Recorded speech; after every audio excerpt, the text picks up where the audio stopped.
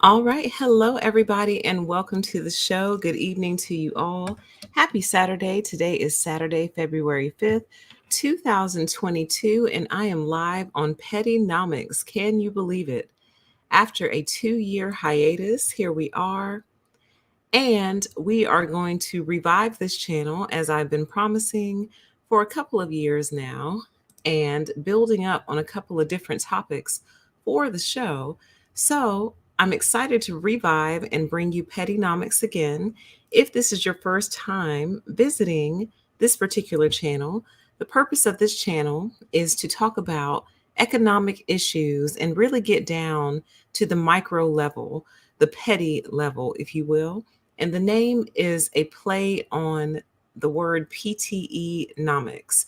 So PTE nomics, pettynomics. I go by the name PTE, also known as permission to exist. That is my primary channel. I also have another channel called A Deeper PTE here on YouTube.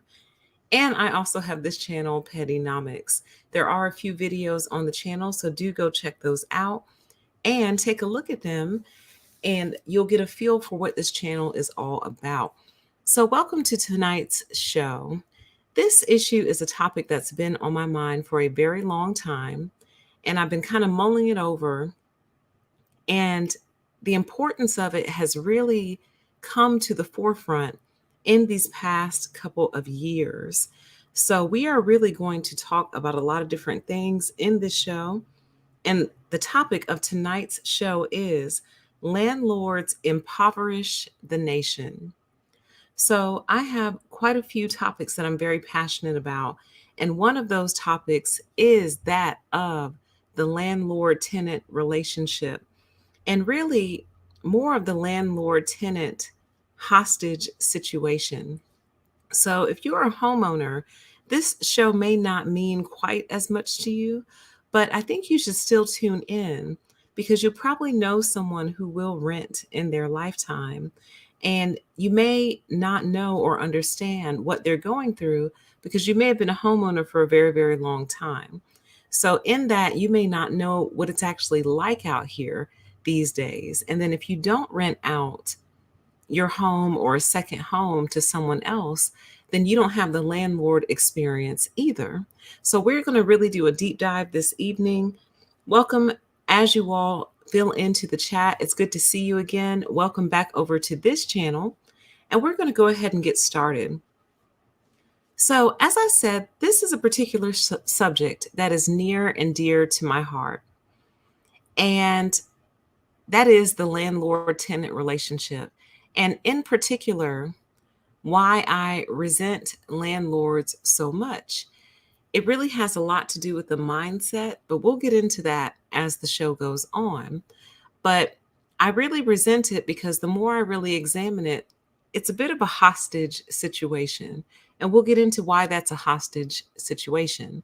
By the end of this live stream, I hope that I will be able to demonstrate how landlords and their rental practices are directly contributing to stagnated wealth in this country. They're impoverishing the country and keeping large segments of the country poor. And it's been this way for quite a long time. Welcome. Hi there. Welcome to everyone in the chat. It's been this way for a while, and it's really run out of control and run amok. And there's nothing truly in place for checks and balances. The closest thing we've seen to checks and balances is what took place over the pandemic. Okay. So, what do I mean by landlords impoverish the nation? Landlords impoverish the nation by extracting additional money from the citizens by way of overpriced rentals and annual rent increases. Rental rates are, in fact, not market value because the landlords are the ones who set the market, not the tenants. The landlords set the price, and the tenants either have to pay or move. So some people will actually choose to move, But many, not wanting to face an expensive move, simply stay and tolerate the increase. This tolerance of the increase gives the false impression that the renter is okay with the new price, sending the message across the market that the tenants are okay with the new price. This is, in fact, false. The tenants were essentially coerced into this new price, but it is taken as a signal that the current price is acceptable. This cycle continues upward from here and rarely, if it ever, goes back down again. If the rents were truly determined by the market, there would be years when rent was less and years when rent was more. To the contrary, rent has always gone up. So, one of their favorite things to say is, well, this is just the market. This is the market. But the market fluctuates, kind of like how gasoline goes up and down. Now, gas has stayed relatively high these past couple of years and maybe even decades, it could be argued, but it still fluctuates. So currently where I am, it's over $3 a gallon, but one day it might be 308, the next day it's 312, then it might drop down to 301, 299 and back up again. That's market. That's how, well, that could be argued that that's being set by speculators also, but the point is it fluctuates. The rent rarely fluctuates. It almost always goes up. And at minimum, it rarely just stays the same. You know what I mean? So, hey, we're not going to raise your rent this year. It always goes up. And their argument is, well, that's the market. But they are the ones setting the market. The ones setting the rental rates are the ones setting the market because they're not giving you any wiggle room to negotiate that rate. So it's either pay or quit. So a lot of people who don't want to uproot their whole lives just go ahead and pay the increase in spite of not actually making more money. But we'll get into it. So this leads to the question, the natural next question, which is, how ethical is it to grossly profit off of what people need? A commodity. Housing is a commodity. So what is a commodity? A useful or valuable thing, such as water or time. So I think when people think about housing and things of that nature, people think automatically, those who like to jump to extreme conclusions will say, oh, well, why don't we just give everybody a mansion? And I don't think we're talking about mansions here. I don't think anyone's talking about mansions. I think we're talking about reasonable, decent housing that keeps people off of the street. But then that leads to the natural next question, which is, well, then, whose responsibility is it to provide housing? We'll get into that a little bit later when I get into the solutions conversation, because I do have some recommendations that I've never heard before. Doesn't mean they don't exist already, but I personally have never heard them. So we'll give a few solutions towards the end of the show. So housing is something that we cannot survive without. And knowing that, it really does provoke the question, well, whose responsibility is it to provide that housing? Okay. And I have some answers for that. But before I answer those questions, why don't we take a look at a few different things? We are going to look at some stats, and we are also going to look at a couple of different current events in the news in relation to landlords and tenants, okay? Some of them did not end well. Some of them ended in violence, and others just have really kind of tragic outcomes. So for me, the question becomes, how much longer are we going to do this? How sustainable is this? I remember asking the question probably back in the year 2000, back when rents where I was probably was closer to $700 or $800. And I remember thinking to myself back then, wow, is rent going to be like $1,500 someday? 1,600, 1,700? And the answer to my question was yes, it was going to be that and then some. I had a contractor come over not too long ago to install some new internet. And he was a young guy, probably like 22 or 23. And he was just chatting as he was doing his job. And he was like, yeah, it's really hard out here for young people because the rent is so high. And it really occurred to me in that moment, here I am, well over 10 years older than him. And I've been able to kind of adjust into the rent. Not that that makes it better, it doesn't. But I've been able to kind of grow with career changes and saving money here and there and doing different little things to kind of adjust with the increases. But if you're a young person, you walk into it at $2,200, $1,800. And I know for some of you, that sounds like nothing because where you live, rent is like $5,000, $6,000 where you live. Maybe that's an exaggeration, but I actually think that's about right. I think in New York, we're looking at the 5 and 6 thousands, California, the 5 and 6 thousands. So, but where I was, the prices weren't that high. But where I am now, pretty much like they're starting out right around $1,800, $1,900, and it only goes up from there. So I cannot imagine being a young person, 21, 22 years old, shelling out $2,000 for your rent at age 21, 22, or 23. It's insane. It's crazy. And it only appears to be going up from there. And they use the false notion that, well, people are paying it, so therefore they must be okay with it. No, people are paying it because they don't want to end up out on the street. They don't want to be homeless. They don't want to be living out of Airbnbs. They don't want to be couch surfing. Most people would prefer stability. So they do it at the detriment of other things.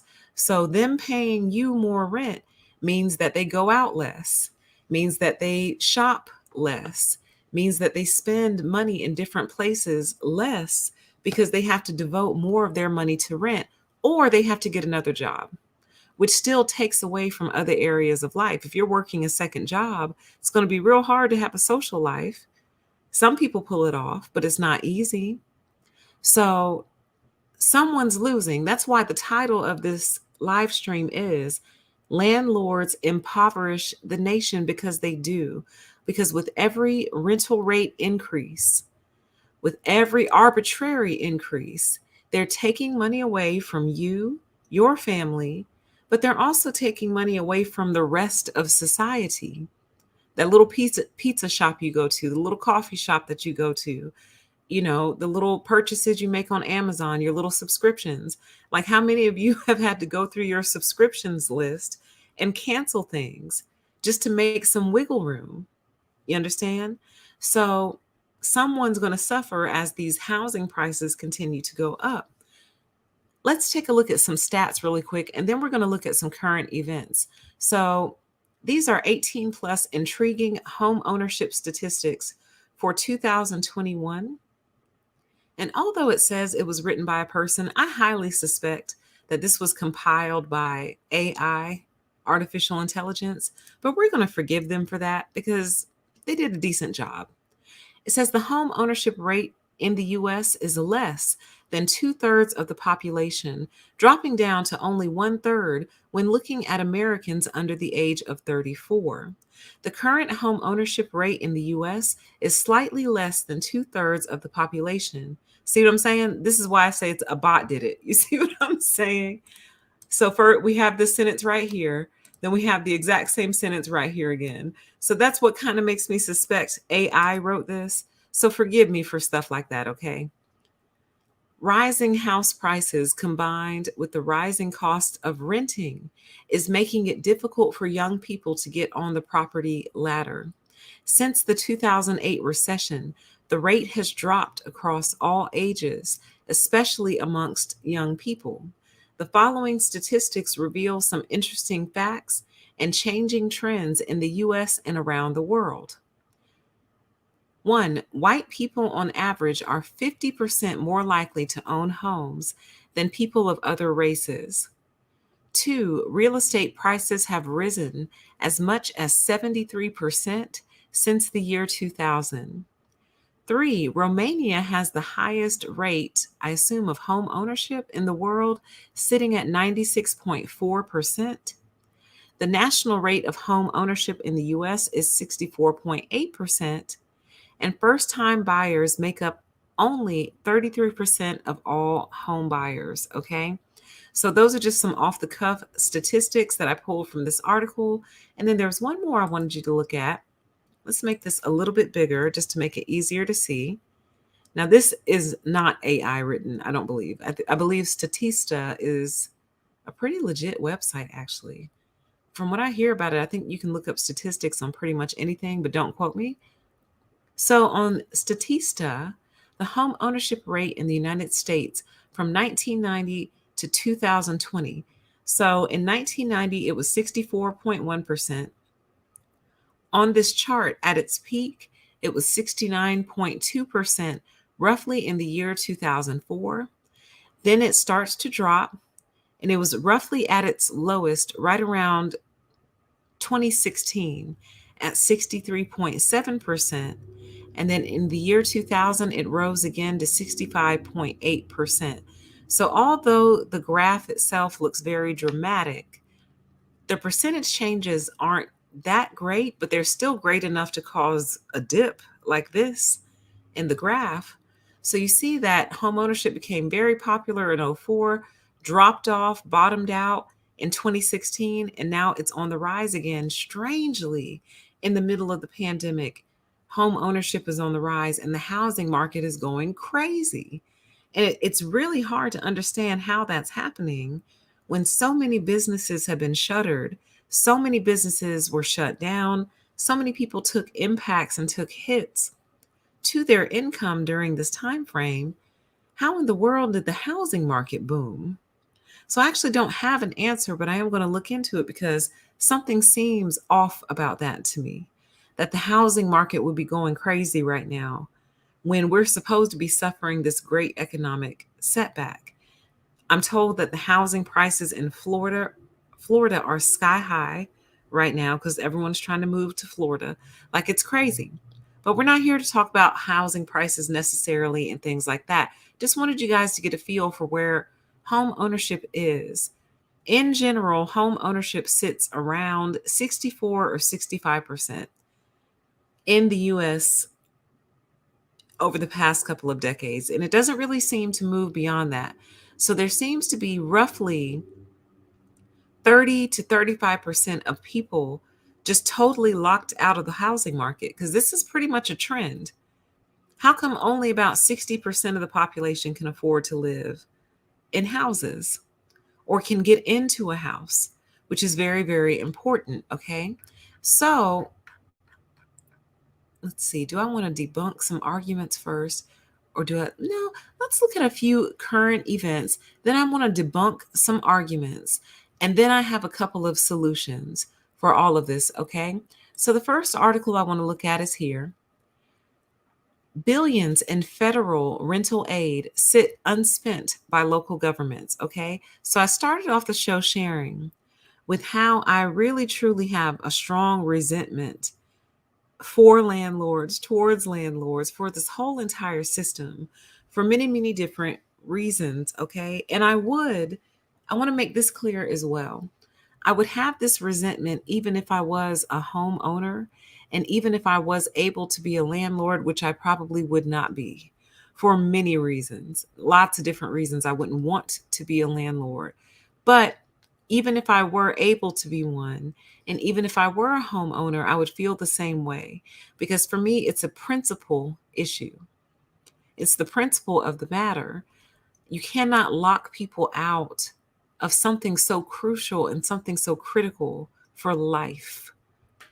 So, this article was actually from August 25th, 2021, but that was only about 6 months ago. So, not too long ago. And it says at least 50 cities and counties still have not sent out a single penny, according to a HuffPost analysis of Treasury data. So, in other words, these cities, states, and local governments got all this money to assist their populations with their rental an eviction crisis that only existed because they still demanded rent in the middle of a pandemic. Now, there were moratoriums put in place in some cities, and I don't think statewide anywhere, but some cities did put moratoriums in place, which is great. But by and large, they were still demanding rent in the middle of this pandemic. So, as a result, a lot of people were facing eviction, some for the first time in their lives. Now, the other side of that story is money was available to help them, but a lot of these cities did not release it. So it says 8 months after the federal government approved billions of dollars to help people pay their rent, more than 50 counties and cities still have not spent a single penny. The numbers come from the Treasury Department's latest data on the distribution of rental assistance, which Congress first authorized in December 2020. Congress set aside an unprecedented $46 billion in two separate relief bills to help renters through the pandemic. Instead of creating a national program to distribute the money, lawmakers asked state and local governments to give out the funds. That was your first mistake.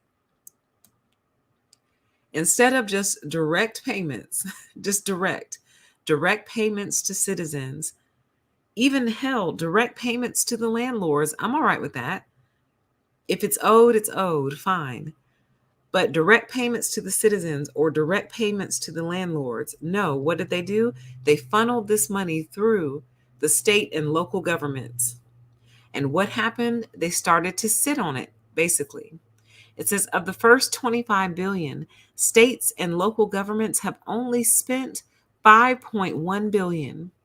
They dispersed 1.6 billion in July, a tiny improvement for the $1.5 billion total for June. Roughly 60 areas had sent out $0 in federal assistance through the end of June. That included the state of New York, which was sitting on 801 million, and the territory of Puerto Rico, which was afforded 325 million in relief funds to distribute. While some areas have started their programs, many are still struggling to get aid out, okay? And then it said New York has now dispersed 186 million, while Puerto Rico is still at zero. Now that was back in August, okay? So I don't know if that has changed since then, but that was the case back in August. And I feel like I just scooped this article up recently, or I've been seeing this headline recently.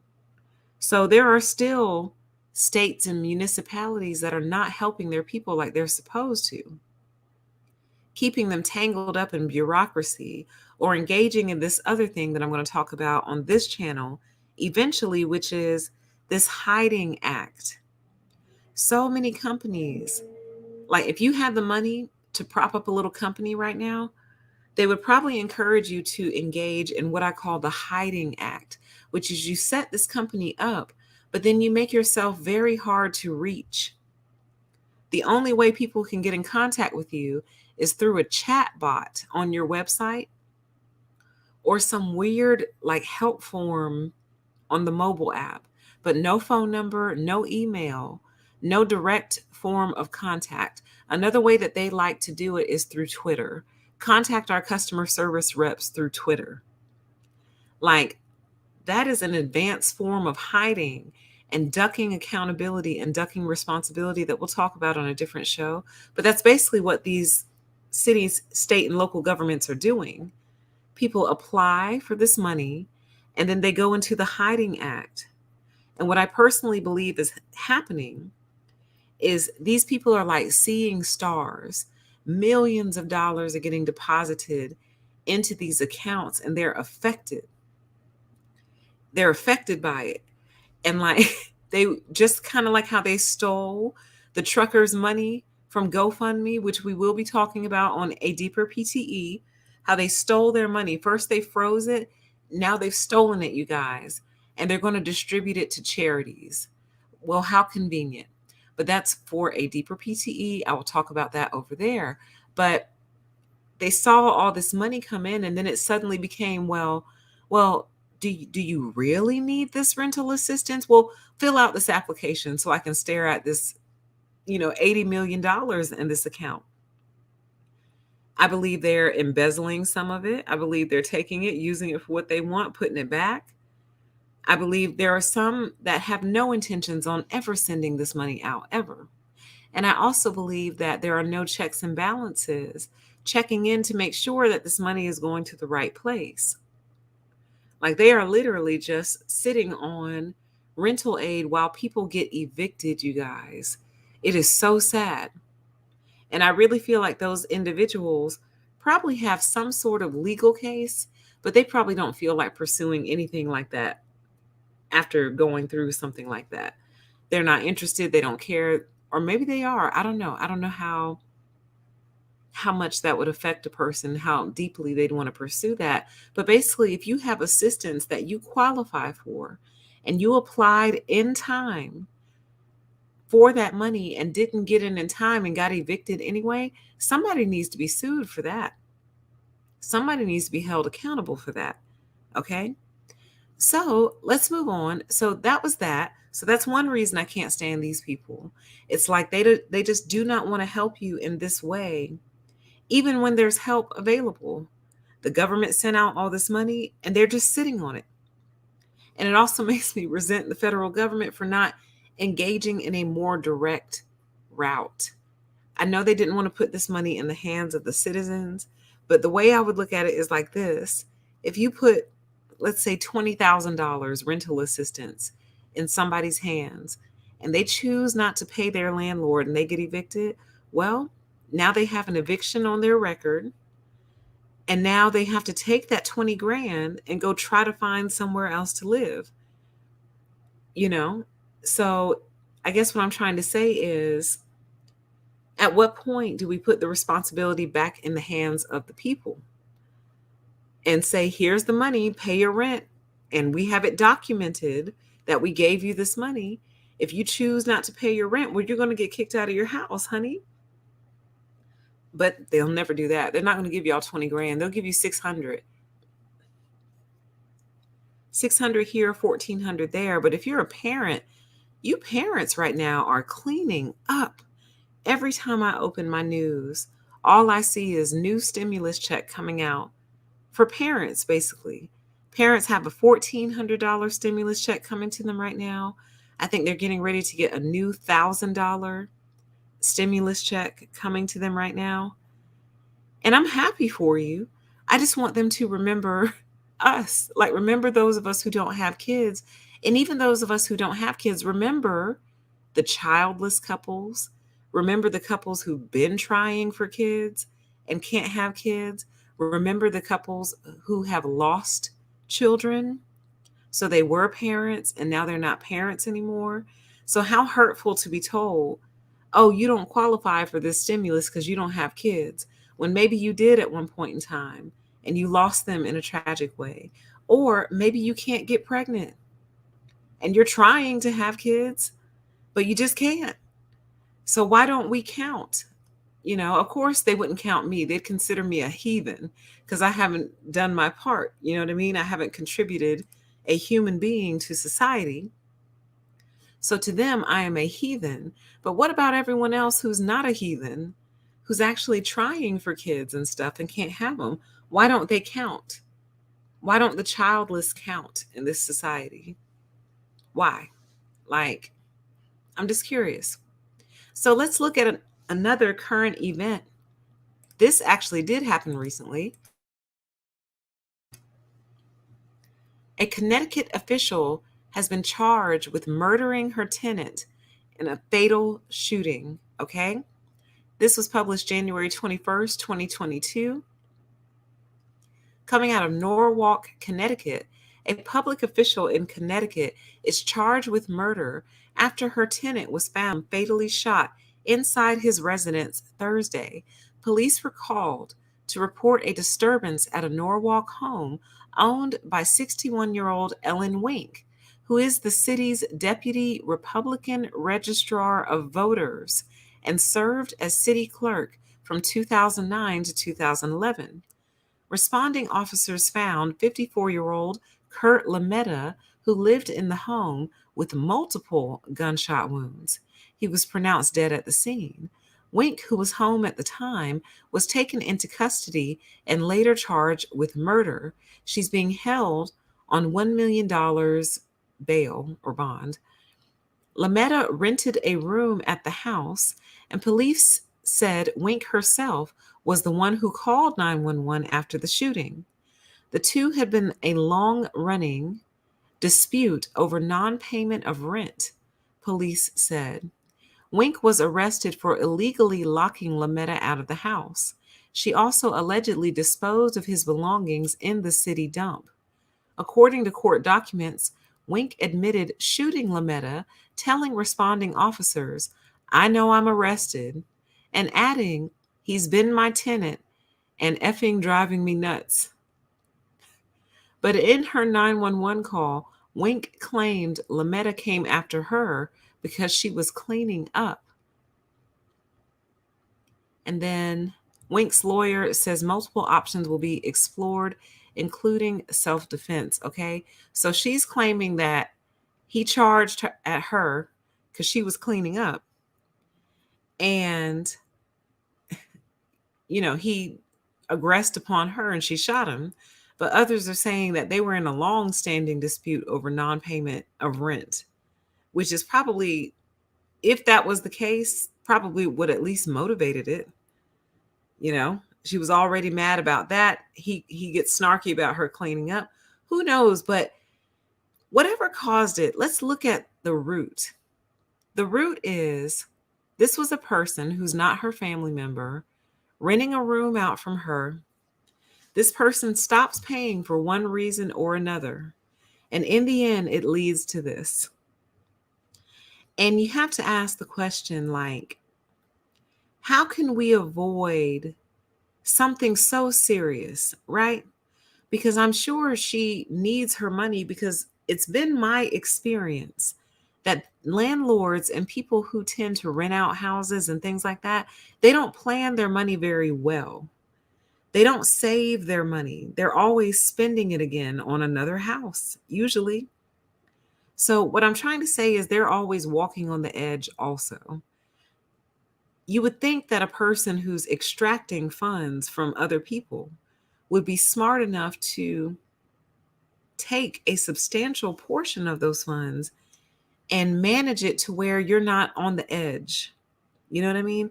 But a lot of these landlords are on the edge. They really are, believe it or not. And I don't feel sorry for them at all, because nobody told you to buy 10 houses. I'm not sure why that's legal anyway, but we'll get into that. But no one told you to buy 10 houses and rent them out. So yeah, you probably are on the edge. But I say that to say the landlord needs money, I suppose, and the tenant needs somewhere to live. It's a bad deal. It's a very different thing from you need food and I have food to sell, if that makes sense. So wait, yeah. I have a restaurant and you're hungry, basically. That's a different deal than I need somewhere to live, to put my body, to put my stuff, to put my things. And I have a strong solution coming up that I think could solve all this. It's just too late for us. It's unfortunately too late for us, but for the future kids and future children, future people, it won't necessarily be too late for them, okay? But how do we resolve this? Because how do we ever get in this situation in the first place where a private person, A, is dependent on another person's funds to this great of an extent, and B, another private person is dependent on another private person for a place to call home? Like, it seems something the equation is not correct in some meaningful way. It almost seems like if you're supposed to be renting a house from someone, we should be renting houses from family members, not strangers. You know what I mean? But I think that's actually a different discussion, because we all need somewhere to live. So we'll talk about that more in solutions, but this is the end result. When a person can't pay and doesn't want to be homeless, and a person wants their home back or wants their room back and doesn't want to be financially broke as a result of this is the end result because it's such a critical life necessity. So she's going to jail and she knew it because she called the police and said, "Yeah, I know I'm arrested." And keep in mind, this is a city official where she is. She's like a local elected official. All right. So let's take a look at another one. Oh, it put me behind a paywall. Well, I can tell you about it because I read it. So in Columbia Heights, which I'm not entirely sure where that is, I did see it at one point in time on the article and then it's gone. But in Columbia Heights, I can read the first couple of paragraphs. Corey Holzer is among the residents of 21 properties in Columbia Heights who have been ordered to leave their rental homes because the landlord failed to make repairs and meet city codes. So basically, there is a building, a landlord owns the building and rented out 21 homes to 21 different families. Well, the landlord got evicted from their own building, and the first statement I made was false. The landlord doesn't even own the building, okay? So whoever actually owns the building evicted the landlord, who in turn evicted 21 different people. You see? So it appears maybe the landlord had maybe a mortgage or something on it. I don't know. But how crazy is that? That through no fault of your own, as one of these 21 different homes, you're getting kicked out of your house because your landlord didn't do what they were supposed to do.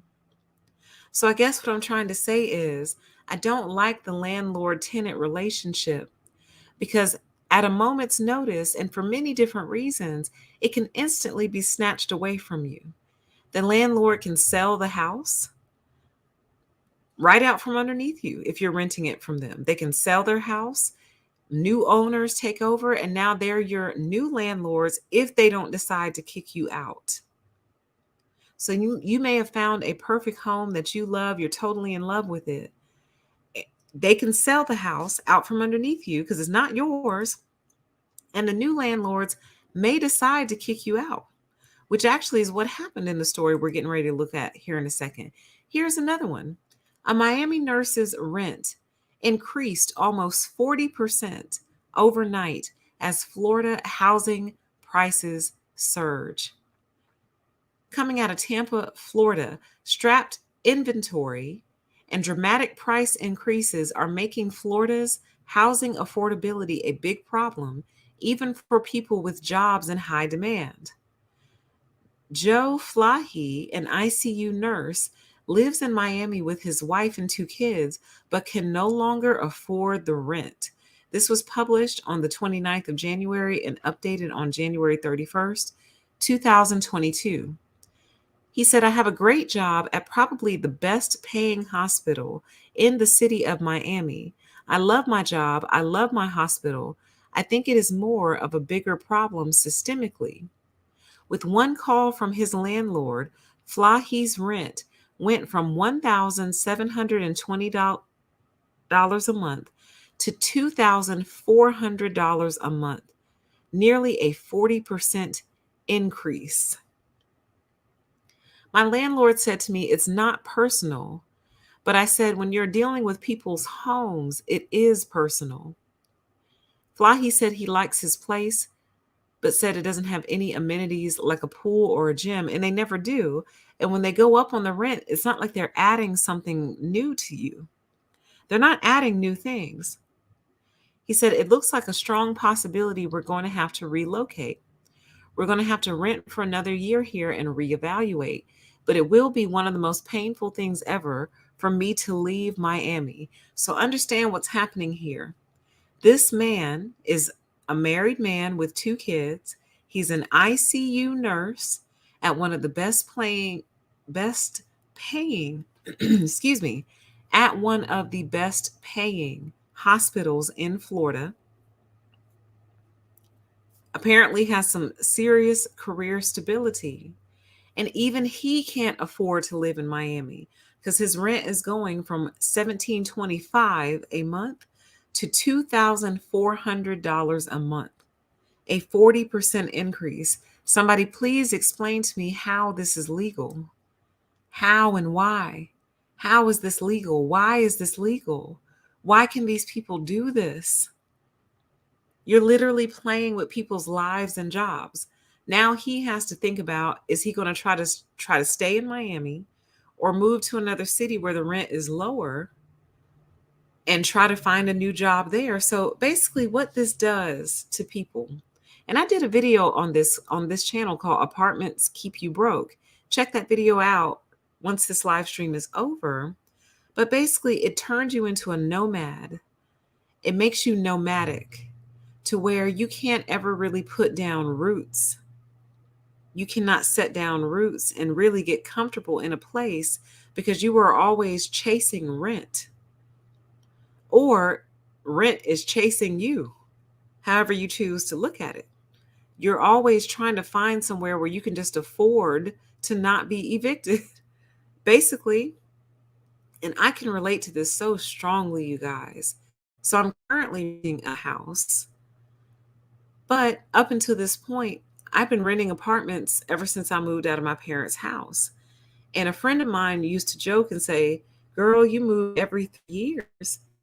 And she didn't understand because she was the owner of a townhouse. So she didn't understand that the reason I was doing that is not because I wanted to. I hate moving. There's almost nothing I hate more in this world than moving. I hate moving, you guys. I know a lot of people hate moving. I know I'm not unique in that respect, but I just wanted to let y'all know that I hate moving. I can't stand it. So I don't enjoy having to move all the time, but what am I going to do? Just sit here and go broke? Just sit on a property or sit in an apartment and let these people make me broke? Just sit here till I can't afford it anymore? No. So I was always looking for a better situation, you know what I mean? And then on top of that, apartments are miserable to live in anyway. The good majority of them, that is. Okay. So here are some of the averages for cities around the country. New York, $3,260 a month. San Francisco, California, $2,850 per month. Boston, Massachusetts, $2,720 per month. San Jose, California, $2,390 per month. Miami, Florida, $2,340 per month. District of Columbia, $2,250 per month. LA, $2,220 per month. Oakland, $2,100 per month. San Diego, California, $2,070 per month. Fort Lauderdale, Florida, $1,940 per month. And these are all one-bedroom apartments. And the crazy part is the prices in Georgia aren't that far off. So it almost feels like what they've done, these big investment corporations have just decided what the rent is going to be for everybody. From New York to California, this is what your rent is going to be nationwide. So it's like, I was looking at some like podunk cities in Georgia, y'all, like cities no one's ever heard of before, where they probably barely have a Walmart and barely have a grocery store. And the rent is similar to this. And it makes no sense. It's like you're out in the middle of nowhere. You're near nothing. You have no resources. There's nobody out here really, which is kind of perfect in its own way, but also kind of creepy and sketch in another way. And you have the nerve to have prices close to these. Like y'all should still be in the 700s and 800s. So it's creating a situation where it's like, what if you're a teenager born in New York, or born in San Francisco, trying to get out on your own? You want to move out of your parents' house, but rent for a one-bedroom apartment is $2,000. $850 per month, and they really, really wonder why they're struggling with the homeless crisis right now. Well, that's because at that rate, for a one-bedroom apartment, you're going to pay $34,200 in 1 year. Now, here, and yeah, right, exactly. The chat says all during a pandemic. All of this during a pandemic. They didn't freeze the rent, they didn't lower it, they didn't knock 10% off of it, they didn't do anything, they went up. So if you're paying $34,000 a year, which is some people's salary in rent, it almost doesn't matter who you are unless you're a millionaire. So what I mean is you can be making $100,000 a year, 150, $200,000 a year, hell, 300. You're still paying $34,000 a year in rent. That should be insulting to you. I think about this all the time, you guys. I'm like, if I were a wealthy woman or a rich woman, and for whatever reason I had to rent versus buy, because I recognize that renting has its place. Like, if you're not going to be somewhere very long, if you're only going to be in a city for 6 months or a year or a couple years, there's no need for you to buy a house there. You're only going to be there for a year, 6 months. Or if you're getting a house built, and you just need somewhere to live while your house is being built, you can go rent an apartment. Or God forbid something happens to your home where you're going to be out of it for 3 months while they repair it.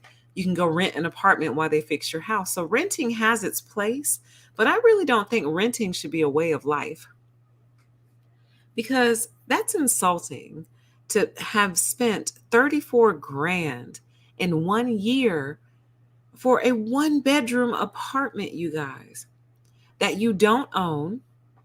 So even if you are rich, at the end of spending that $34,000, you walk away with nothing other than having had a roof over your head, but it's not yours. I find that insulting. I feel like as a rich woman, I would be insulted by that and I would refuse to pay that. No, I'm not paying you that. They're like, but ma'am, you're rich. I'm like, yeah, I know. What makes you think I want to give you $34,000 of my money every year? But even if it's less than that, y'all, we're still giving them massive chunks. So what's the lowest amount on there is 1940. So 1940 for a one bedroom at 12 months is $23,280. That's for rent alone. That's not including lights, insurance, internet, if they happen to have a car payments, car insurance, gas, food. Let's not talk about food. $23,000 a year, you guys. For what? For what? Ultimately, and they would argue, well, for you to not be on the street. And it's like, is that really the natural, logical next step? Really? $23,000 or on the street? There's no in between there. See, I don't like that. That's why I'm doing this show, because I feel like we've grown far too comfortable with this. And I know a lot of people are standing up and speaking out. I know there have been a lot of different movements. I know there's been a cancel the rent movement. So I'm fully supportive of that. And it's not that I want the landlords to starve and die. It's that I think they've been feasting for long enough. You've been feasting at rates like this. Feasting. So, and being a landlord is so unnecessary as a career path. Truly, guys, like really think about it. Being a landlord is truly unnecessary as a career path. So I guess one of my major theses is the majority of us should be homeowners, with renting occurring for unusual situations in life. So you're going to go to a college out of state for 3 years. So you rent an apartment while you're out of state in college. That makes perfect sense to me that you would do that.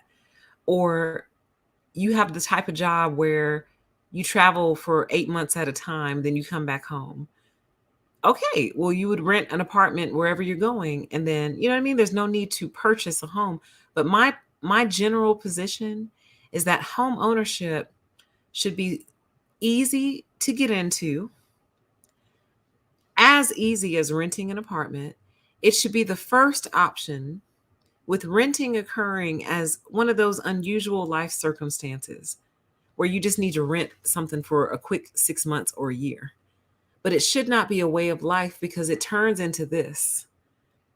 This is what they've become as a result of people being, I don't want to say people being dependent on renting, because it sounds like I'm blaming people, and I'm absolutely not. As a result of dependency on the rental model as designed by these greedy extraction experts, because that's what they are. They're extraction experts, and they have the law to protect them, at least for now. For now. Okay. So that's a look at the rents. And that's just one story of a Miami nurse working at a very well paying hospital, married with 2 kids, renting, who's going to have to move because his rent went up 40%. 40%. Chat says, last summer, my rent increased $355 in the middle of a pandemic. See, I find that criminal. I think that's criminal, you guys. And I feel like if I have any callings in this life, one of my callings is to bring an end to this. Somehow, either we have to figure out how to hack this system, or the system is going to get hacked. It's going to hack itself. Like, it's got to fold somehow. How? I don't know though. So I will be thinking of how it's going to fold on itself, but I do have solutions, at least for how it is right now. And we're going to get into those in a moment, but I want to share a couple more things with you. So 2 stories of karma kind of circling back on the landlords. I think you guys will enjoy this. A woman with 3 properties left homeless because her tenants could not be evicted. Now, this is a story from August of 2021. A landlord in New York said she has been left homeless and owed thousands of dollars from uncollected rent from tenants she can't kick out due to state and federal moratoriums. Brandy Lacassi, who is owed more than $23,000 in rent from 3 properties, said she and her daughter are currently living out of her car or staying with friends because her tenants have stopped paying rent and refused to move out amid the COVID-19 pandemic. Lacassi, an Air Force veteran, said she is essentially without an income, as the rent relief she has been approved for, she has still not been paid by the government. With many tenants fearing being forced to leave their rented homes as the eviction moratorium comes to an end at the end of the month, Lacassi says landlords have been suffering as a result. I've cried many nights, like thinking, where's my money? I don't understand how they can give my private property to somebody to live for free. I bought that property. I fixed it up with my blood, sweat, and tears. Okay, let's talk about this part. All right. So, oh man, the title of this show is Landlords Impoverish the Nation. Okay. And part of the reason and part of the way that they do that is they go out and they do this type of stuff. They run out here and they buy all these houses, and they get mortgages on all these houses. And because their credit is good enough to do so, the bank lets them. The bank authorizes it. Then they go fix the properties up. Sometimes they purposely buy fixer-uppers, right? So in a way, that could be looked at positive. Like they breathe life into old abandoned homes. Sometimes they can bring them back to life. I mean, I think that's really good. That's a positive thing, but I would consider that more of a hobby. That's a hobby. But they do it with the sole purpose of making money from you. And I think that that's where this whole thing is going wrong, you guys.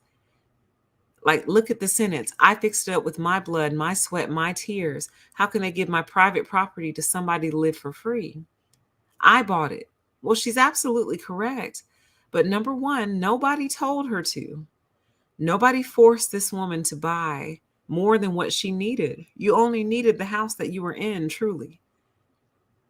No one forced her to buy those extra houses, but she went out and did it. That's called taking responsibility. Number two, she did it with the express purpose of extracting funds from these people. So she literally has no other income. It says it right here. It says she is essentially without an income, as the rent relief she has been approved for has still not been paid to her by the government. So that means this woman makes all her money on her rental properties, meaning she has a very vested interest in raising the rent on you every year because you are her income. You are. The house isn't, you are. You in the house is the income. Like, really think about that.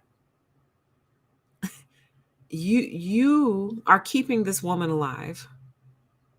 And it could be argued that that is the case with all businesses. Like, to some degree, you're helping keep that person alive, but this is her sole income. So it's not like she has a full-time job. I mean, she's an Air Force veteran, so I imagine she's getting some kind of retirement or something from the Air Force. But it's not like she has a full-time job with like a house on the side that she rents out. This is her sole income. So it's kind of like what she's saying is, how can you let me starve to death? But the answer to that question is, you would let me starve to death if I didn't pay you your rent and there was nothing protecting me from getting evicted. She would just as quickly and easily toss you out on the street. Systematically, too, for any of you who've ever rented from an apartment complex, know that if you're like one day late, they start up with the emails, baby, instant. There is no grace period. No grace. There's no grace in any of this system. No grace and no mercy. It is 100% ruthlessness. And that's why landlords impoverish the nation, because they are ruthless. And that's when it's a personal, private landlord, just a person. And especially when it's a corporation. The corporation is a machine in kicking your ass out of the apartment or the house that you're renting from them. So they cry when they don't get their money and they weep. But if we don't, wait, hold on, sorry. When they need help and they're without, they weep and they cry and they kick their feet. But when we need help and we're without, they basically look at you and say, tough luck. Tough luck. And I personally believe they take great pleasure and great joy in kicking people out of their homes. I believe it, you guys. I would put money on it. I would put money that if you could sit in on the private conversations of people who happen to own property and they're just chit-chatting about their different properties, like when they get their first one, I guarantee, and they get their first rental, I guarantee you they say things like, oh, and they better pay their rent on time. Oh, they better pay me. Oh, I already have an eviction attorney on speed dial, ready to go. So you better not miss one day, because as soon as you do, I'm going to send that letter out. And then if you don't give me my money, I'm going to put your ass out on the street. I sure will. And I will kick you out and I'll kick all your stuff out and I will fix that place up and have it rented out again in no time. Don't try me. Don't play with me. And that's male or female. I just went into a female voice for whatever reason. But it's part of the whole package deal for them. They don't go into it, in my opinion, thinking, I hope I find a nice stable tenant and I hope it works out well long term. Maybe some of them do. I'll give a credit to a few of them. But I think a lot of them are overjoyed at having the power to kick somebody out of their house, where they live, their home, the power. Like, this is mine. I am the landlord. I am Lord of this land, and I will kick you off of my land. I'm telling y'all, they get a rush. They get a thrill out of it. There's a thrill there.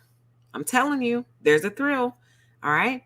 So while part of me really, really wants to kind of sort of feel sorry for this lady, because, okay, well, it is a setup in our society. Hey, it is one way to make money. You own a bunch of properties, you rent them out, you collect the income, and it is considered a valid, legit way to earn money in our society. I think the root of it is rotten, but currently it's considered legit. So there's a part of me that feels sorry for her because that's her income. But at the same time, would she feel sorry for them if there were no moratorium in place? If there were nothing there protecting them, would she feel sorry for them? Would she give them a chance? Would she give them some grace or mercy? Probably not. She'd probably kick them out according to the schedule. So it's almost like their evil is coming back on their head now. And I got to be honest, I love it. Okay. Now, here's another one. You all might feel a little bit more sympathetic for this man. But again, this is another person who essentially makes their money from the extraction of wealth.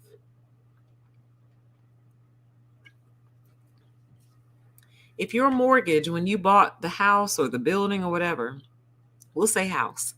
If your mortgage when you bought the house was $750 because you bought it back in, I don't know, 1990 or something, and now it's 2022 and you're charging $2,000 on a house that either A, might be paid off, or B, the mortgage was only $750. So at most, you should only be hitting right around $1,000 for that house at any given time. Maybe 1,100, maybe. But for what though? Just to scrape it?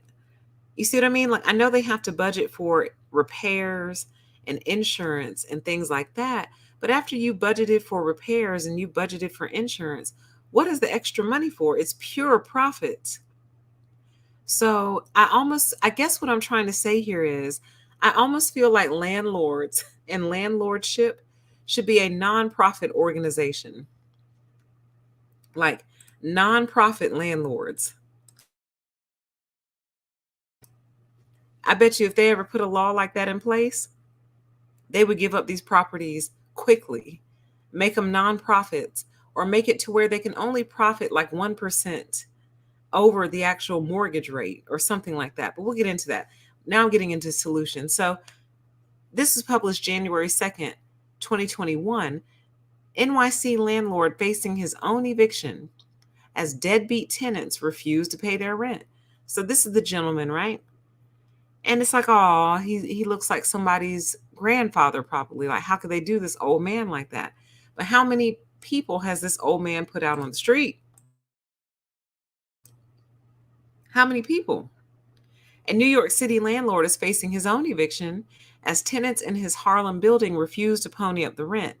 David Howson, now 88, has long used rental income from his 10-unit building at 9 West 129th Street to help pay for the co-op apartment in Inwood where he's lived for decades. Now out more than $40,000 and suffering from Alzheimer's disease, he's had trouble paying his own maintenance charges and is himself facing the boot. The alleged deadbeats in House's building will get another break courtesy of Albany's largesse.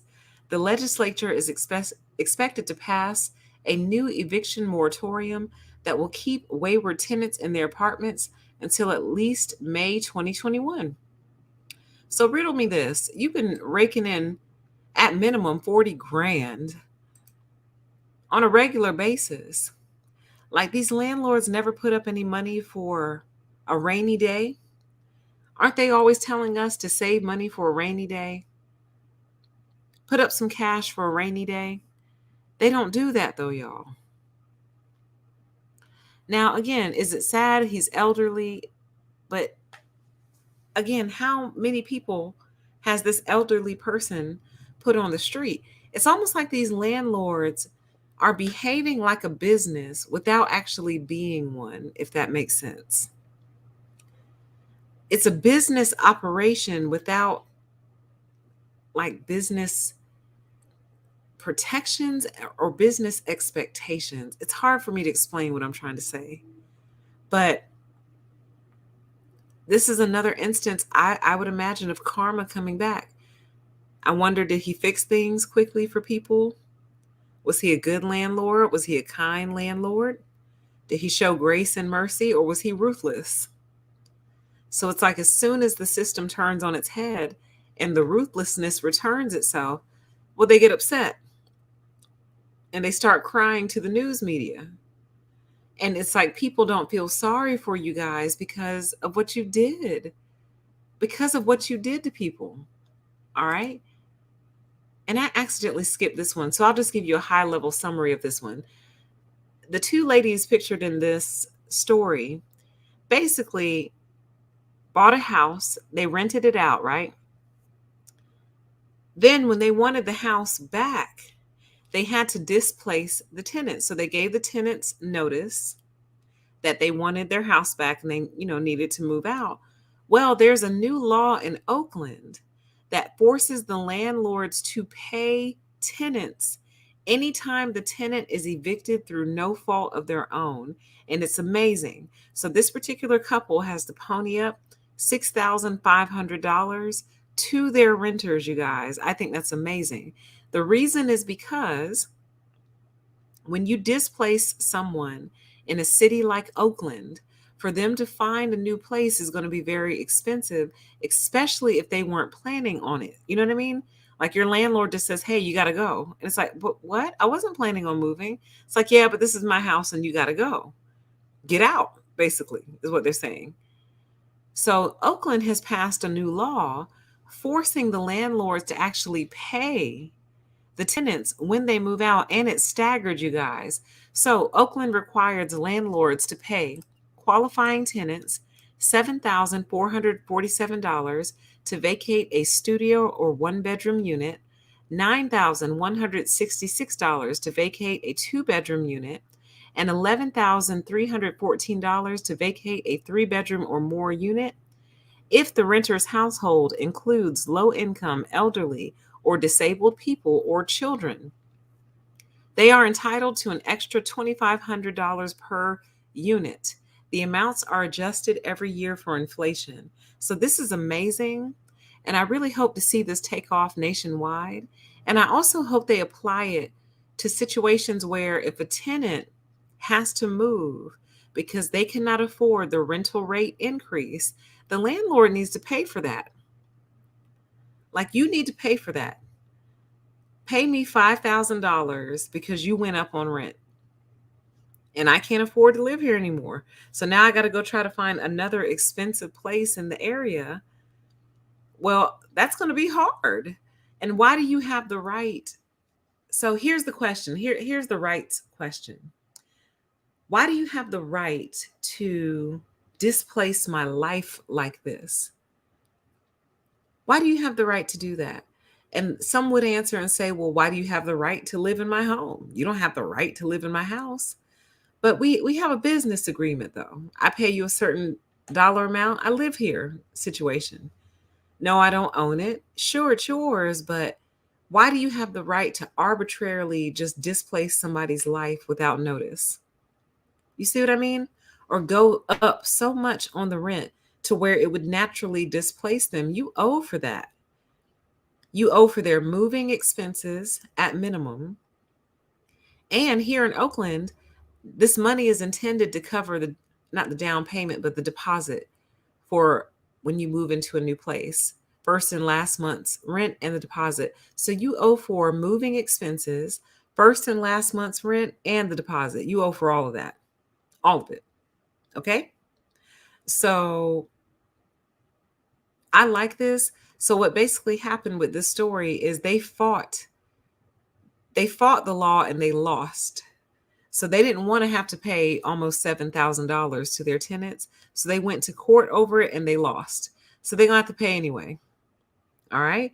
So I think it's brilliant. I think it's beautiful.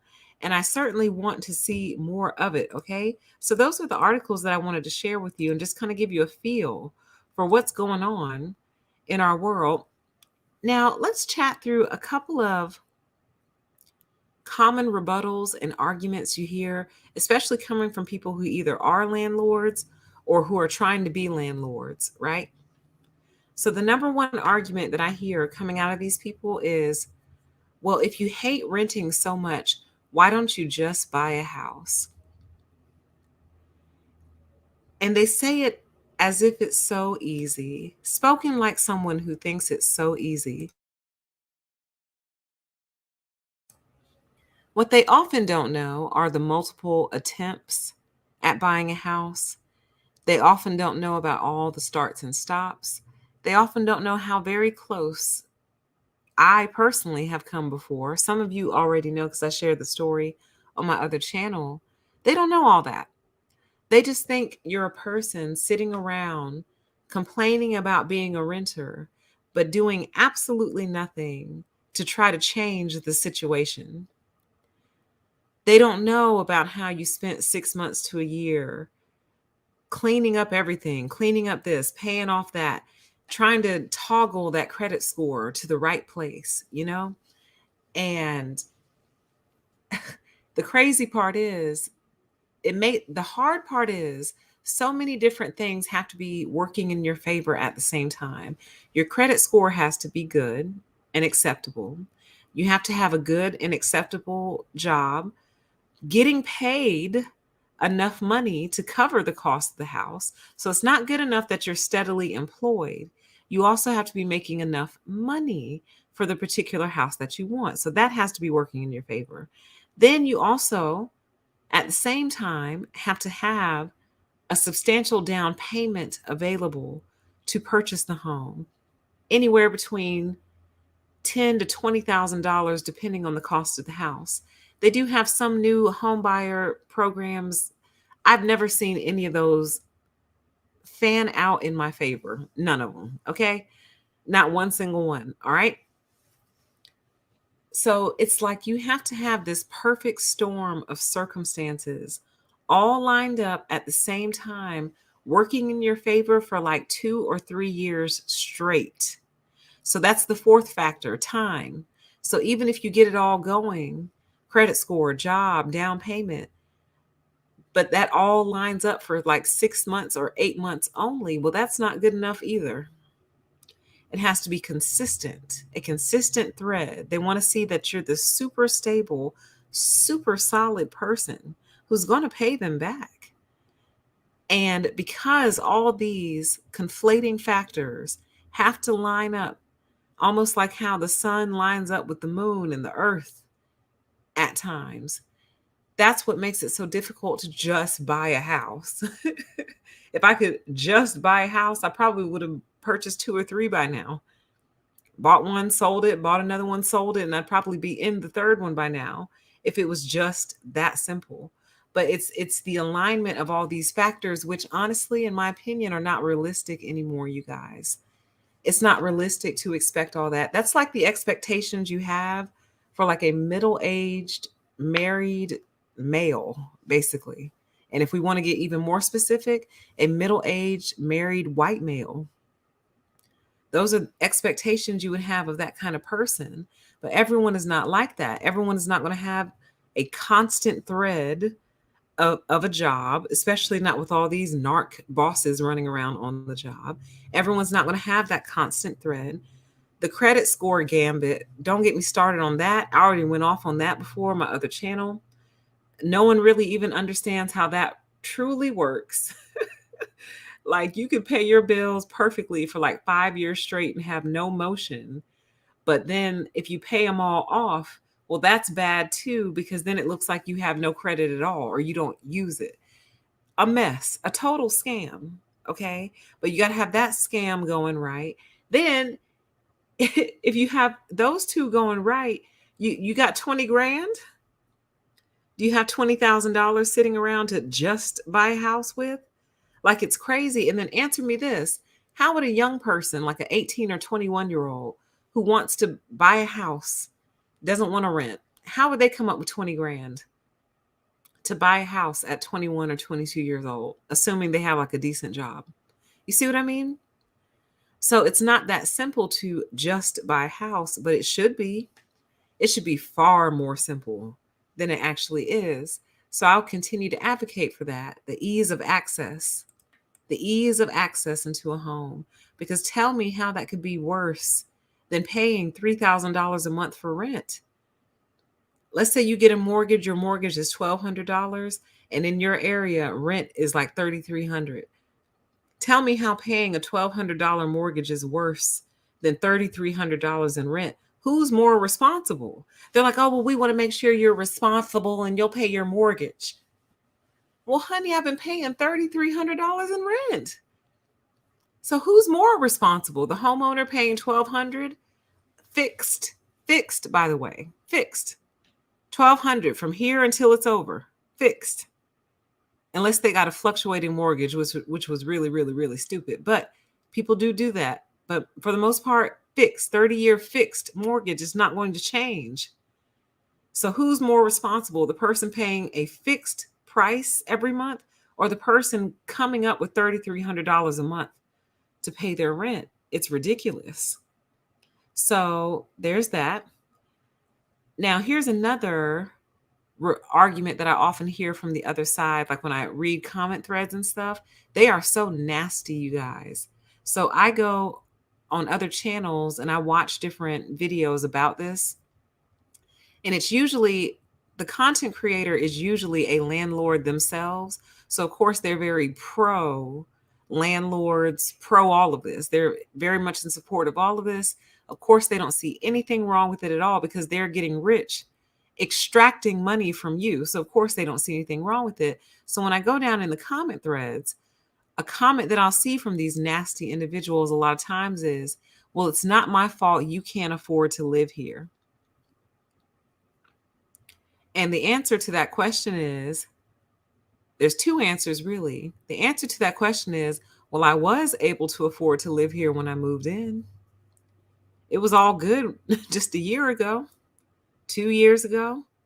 But because of you, not me, because of you, now I can't afford to live here anymore. So why do you get to make that decision for me? Like, why do you get to make the decision to move people around by virtue of making it unaffordable?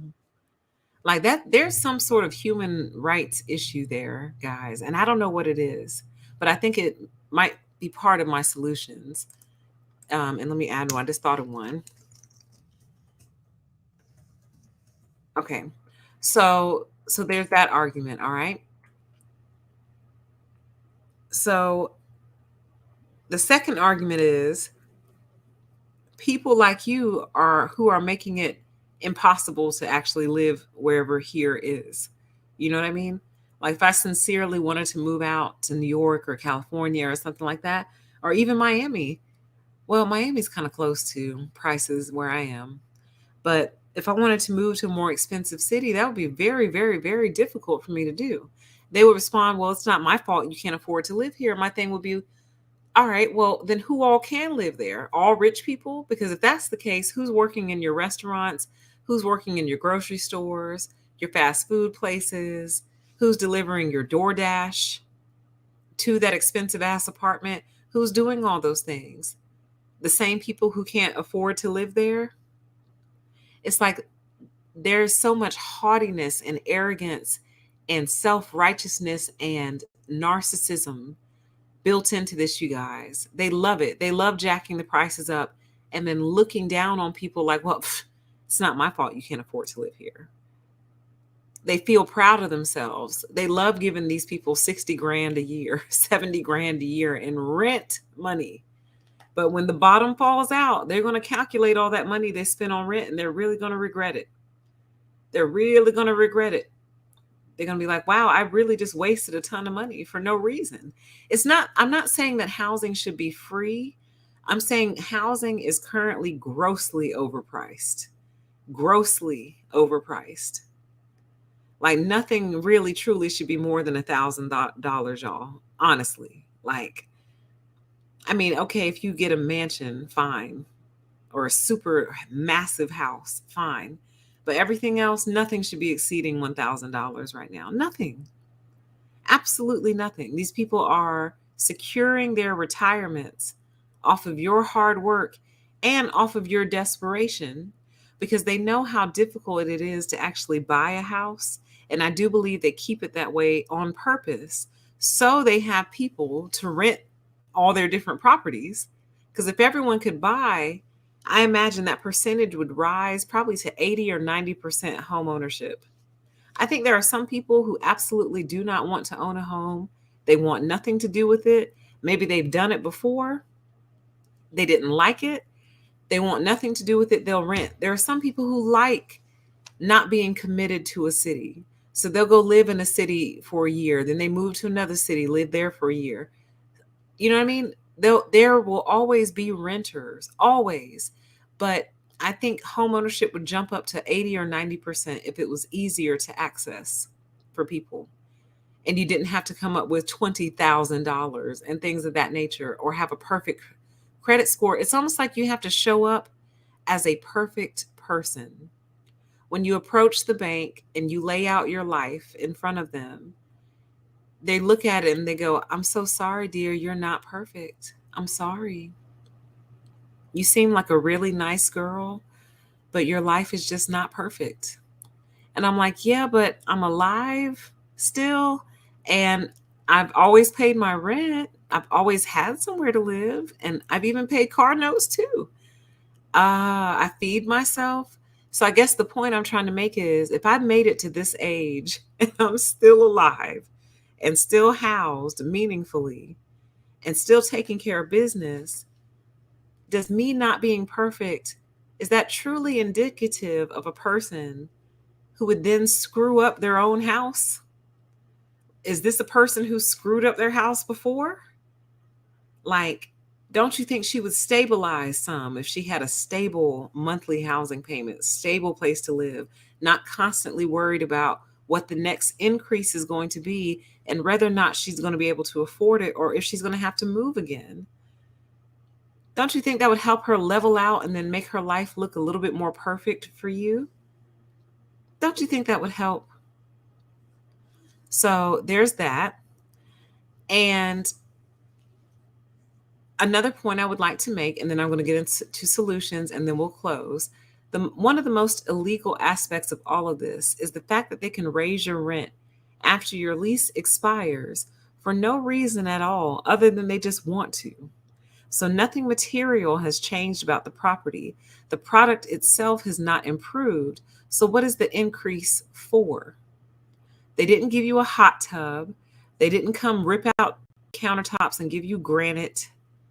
They didn't put a water softener in for you. Like they didn't do anything. They didn't give you a giant big screen TV. Nothing has changed about your experience. And yet your experience is costing you more money. It's going to cost you more money. They drain the wealth of a nation because they are ruthless with no mercy built into the system whatsoever. And these people are extraction experts with absolutely no laws stopping them at this time. The pandemic was the first time that renters ever got a break, you guys. And I was so happy too. I was happy for everybody that moratoriums were going in place and everything. I was just so happy that everyone got a break of some kind. Just, it's just so grinding. There's nothing, it never lets up, is the issue. Excuse me, they don't even do like coupons. So wouldn't it be cool if your landlord, okay, so let's get into some solutions, all right? So wouldn't it be neat if they started acting like other businesses? Since they want to behave like a business, act like one. So if you have a person, when they pay their rent on time and they pay in full, you credit them like $1 towards future rent. And I know that $1 is not much, right? Maybe we could even make it $10 to make it more appealing. So you paid your rent on time, $10 is credited towards future rent. So what happens then is over time, as you're paying your rent on time, you're accumulating in a year up to, let's say, $120 for the example. So then with that 120, you can either roll it over to the next year or you can use it to pay like your last month's rent. So you take your last month's rent minus the 120, which was that $10 credit that you were getting for paying your rent on time. Just something, you know what I mean? Something to incentivize it. Okay. Some sort of mercy built into the system. Okay. So now let's talk some other solutions. Let's get Miss Thang off the screen here. Boom. Let's talk some other solutions. Personally, I believe this one would solve a lot of problems, y'all. I believe that a person, a private individual, should only be allowed to be a landlord once a home is paid off. Adding another idea. Once the home is paid off, now you can rent it out. No more renting out a house when a mortgage is still on it. First of all, how much sense does that make? Because it's not even yours. Just like the people I just told you about, who got kicked out of the building, the 21 families that got kicked out because the landlord got evicted. So that to me can only happen if the landlord did not own the building. So why are you renting out something that's not even yours yet? So I think one great way and one easy way to solve all of this is to prevent people from becoming landlords to houses that are not paid off. So you can't have a home that you live in and then go get a second mortgage and buy a rental property. No, you can't do that. Pay it off. Pay the house off first. In other words, what I'm saying is you can buy as many houses as you want to, but you cannot rent them out until you've actually paid them off. I think that would help a lot with the greed and the desperation coming from the landlords. Because keep in mind, part of the reason they're so greedy and desperate is they're trying to pay off the mortgage for that house, usually. It's very rare that the house itself is paid off that you're renting from them. So that's one way we could change the laws. Can't rent it out until you paid it off. Yeah, that'll make you not go buy 3 and 4 and 5 different houses, right? So then, along that same thread, once you've paid it off, you can only charge up to, I'll say, 5% over the final mortgage of the home. So let me see if I can get my math to serve me correctly. Let's say your mortgage was $800 when you bought it. 800 times 5%. Dang, that's only $40. Well, if I did my math correctly, which is entirely possible that I didn't, you guys. Well, let's see. 10% would be 80. No, that's correct. $40. So that means if your mortgage was $800, the max that you'd be able to charge for that rental would be $840 ever. So that means when you rent it out, you better start at like 805. Then the next year, you better go to 810. Then the next year, you better go to 820. Then the next year, you go to 825, since you all just have to go up for some reason, which I just don't get. You just have to increase it. So if we put that rule in place, number one, the house has to be paid off before you can rent it out. Number two, you're only allowed to charge up to 5%. Maybe we'll make it 10% to be nicer. No, F them. They're not nice to us. 5%. Only allow them to charge up to 5% over the final mortgage of the home. So in this particular case with the $800 mortgage, max you can charge for that unit is $840. Period. Period. So when you rent it out, you better start off at 805 so you have somewhere to go, so you have room to move up. You see what I mean? And that should be disclosed. Like, this unit should never rent for more than $840. If it is, call your local housing authority because this person is breaking the law. All right. Now, the next rule, the next solution that I have to offer, some of you may be aware that as these new housing communities are going up, corporations are coming into them and purchasing almost all of them, you guys. Almost all of them. So if a new development goes up that has 100 houses on it, corporations are coming in and buying like 70 or 80 of the houses. Like, they're practically all rental communities. Now, hear me out. I'm not entirely against it because currently I'm renting a house from one of those corporations. And I'm very, very, very happy to be in it. Lord knows I'm happy to be here. Thank you, God. I am. But at the same time, when they do that, they are taking houses away from regular people like me, and they're also driving the price up. They drive the price through the roof when they do that because it makes it look like the market can afford these housing prices. And the market is truly these massive corporations. So, how can we compete with corporations that can buy these properties outright? They can pay cash for them. How do we compete with that? We can't. So, here's the solution. When new housing developments are being built and put up for 30 days, I might even make it 90 days. I was thinking about making it 90 days, but we'll just say 30 for now. For 30 days, corporations cannot come in and purchase. They just can't. They're barred, they're banned, all that. You're not allowed to come in here and purchase for, I'll make it 90 days. These people are not kind to us. So why should we be kind to them? 90 days. For 90 days, when a new development goes on sale, it is open to the general public first. Normal, regular people, either individuals, couples, families, that's who the houses are for first. Then, after 90 days that they've been available to the general public, then the corporations can come in and purchase. Because I don't see anything wrong with it. What I wish they would do is just build their own. Like, stop coming into the private communities and just build your own. Build 1,000 house compound and it's all yours and people just rent them like apartments. Just do that. Like, you know what I mean? But stop coming into our private neighborhoods, buying these houses from us and making it impossible for us to purchase them. Okay.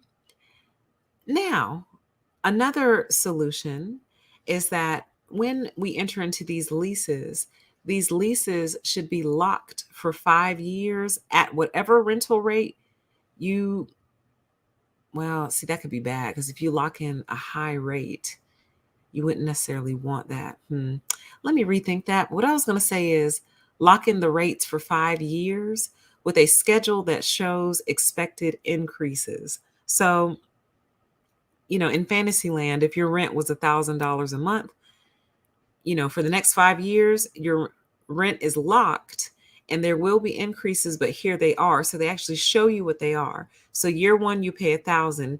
Year two, you pay 1,025. Year three, you pay, 1,050. Year four, you see what I'm saying? Like it's showing you, like it's laying it out for you, just like how they do the student loans. It lays it out for you. This is your rent, and these are the expected increases. So you can at least see, oh, will I be able to afford that in a few years? But if we have that cap, that 5% cap on it, it shouldn't be a problem because it shouldn't go up that much anyway. It really shouldn't.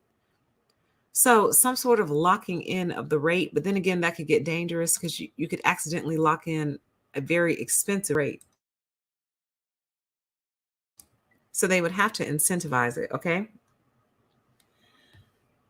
More rent controls overall. So we do know that rent control exists in certain places like New York.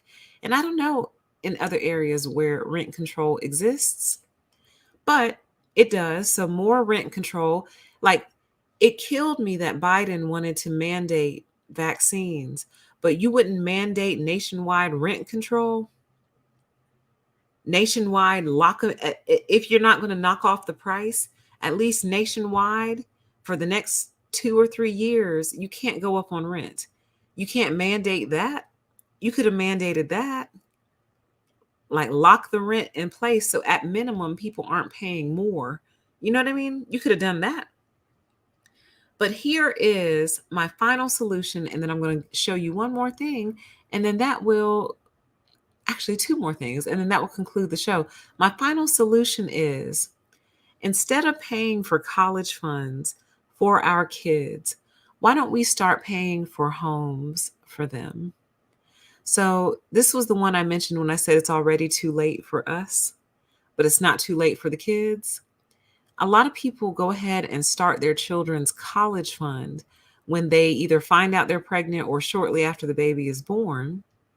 And that's noble and that's wonderful to have college paid for in advance. But why don't we start paying for homes in advance for our kids? Or at minimum, setting aside basically rent money. So, whatever the rent is when your child is born, start setting aside that amount either monthly if you can afford it, or, you know, at some point in time, setting it aside. So, when your child graduates from high school, and then if they go off to college or military or whatever, and they come back, they will not be subject to some greedy extraction specialist known as a landlord. They will have money or a place to live. Ideally, the house or the townhouse will already be paid off by the time they graduate or whatever. And then you can just, once they reach a certain age, you can sign it over to them, make it their property. And now they have their first home without having to do this crazy balancing act of credit score and money and down payment and job. And they didn't have to do that, because instead of you doing their college fund, you paid for their house instead. So they had a home to go to. Even if it's a townhome, I actually think a townhome would be perfect for a young adult, 18 to 21, 21, 25. That's perfect. Then you can sign it over to them.